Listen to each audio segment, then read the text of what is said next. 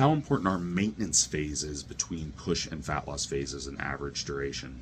Um, so I would say they vary in importance. I do use them.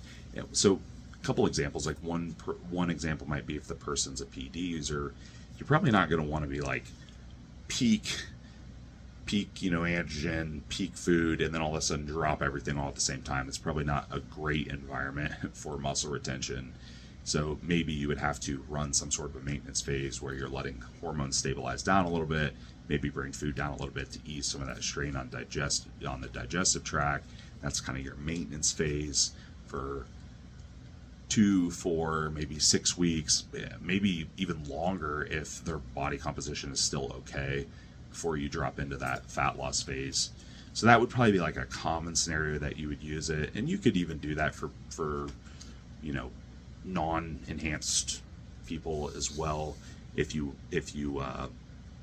they're having a hard time pushing the food any further from a digestive standpoint, but their body composition is still pretty good, they're not too insulin resistant, you can run. I mean, you can maintain. You could even drop the food slightly to decrease a little bit of that strain on the digestive tract and just chill there for a bit, solidify, drop. But again, 2, 4, 6, 8 weeks maybe, depending on how much their body composition holds up, because at some point you're just going to get too fat and you drop down anyhow.